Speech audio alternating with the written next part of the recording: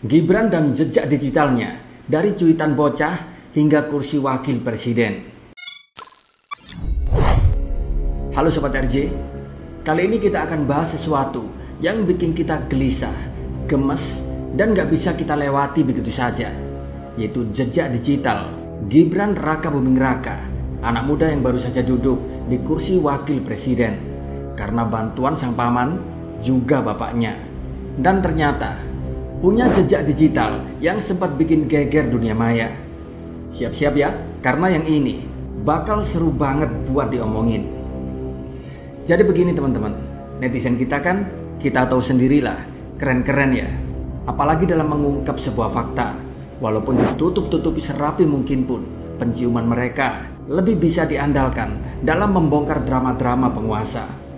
Sebelumnya, setelah si Kaesang dan Erina Gudono dikuliti habis oleh netizen karena pamer kekayaan di sosmed, dan yang saat ini entah ngilang kemana karena kabarnya sedang diselidiki oleh KPK atas dugaan gratifikasi.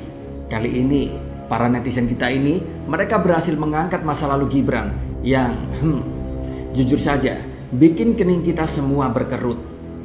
Bayangin sob, seorang wakil presiden terpilih yang masa kecilnya atau masa mudanya ternyata nggak lepas dari dunia cuitan nyinyir di media sosial, yaitu di Kaskus. Tapi ini bukan sembarang cuitan loh.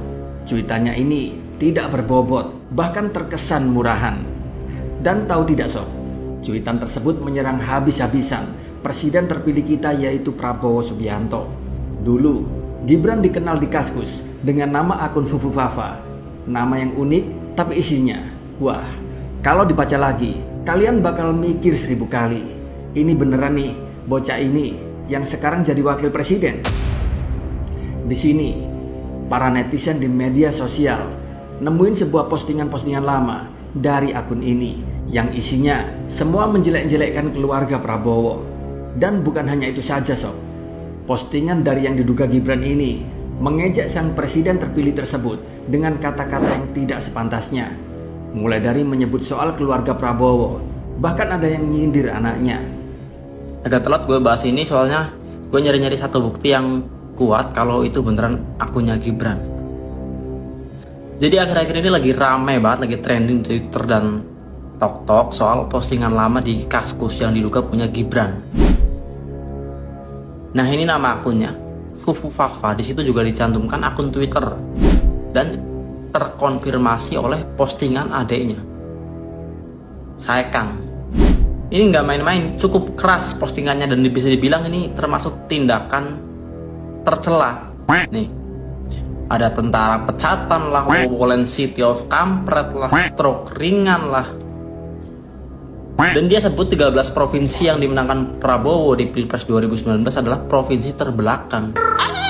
Dan yang paling kurang ajar adalah ini.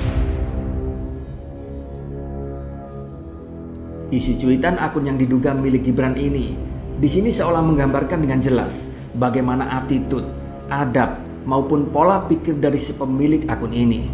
Pokoknya nyebelin deh. Dan ini pun akhirnya membuat para pendukungnya saat ini berpikir keras. Ini beneran apa enggak sih?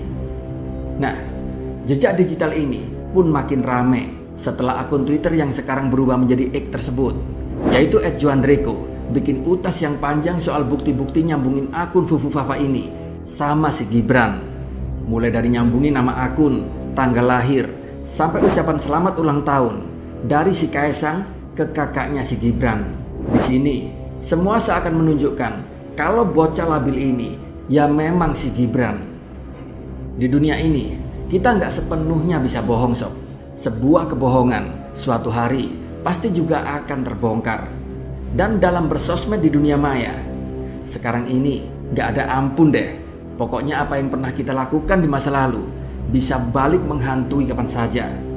Apalagi kalau kalian sekarang duduk di posisi-posisi penting. Tapi yang menarik, ini bukan hanya soal jejak digitalnya. Ini soal bagaimana seorang Gibran yang sekarang harus menghadapi masa lalunya sendiri. Di sini sebagai rakyat biasa, kita pasti mikir, masa iya sih wakil presiden kita punya jejak kayak gini? Gibran yang sekarang di mata publik ini pun harus bisa membuktikan kalau dirinya sudah beda bahkan sudah lebih matang dan sudah siap menjadi pemimpin.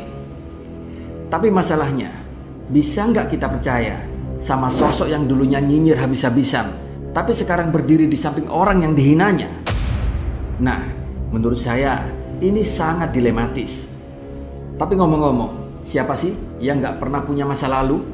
Cuma bedanya di sini, masa lalu kita nggak mungkin akan disorot seluruh negeri. Dan Gibran saat ini berada di titik di mana dia harus menunjukkan bahwa dia sudah berubah, bahwa dirinya bukan lagi bocah yang labil, yang suka main nyinyir di internet, tapi seorang pemimpin muda yang bertanggung jawab atas segala ucapannya, atas segala perbuatannya, dan atas masa lalunya. Walaupun saya masih ragu akan kualitas Gibran ini. Dan sebenarnya ini bukan salah Gibran sepenuhnya. Bisa jadi ini salah bapaknya yang terlalu tega memaksa anaknya untuk kerja di saat anaknya ini masih masa suka-sukanya bermain.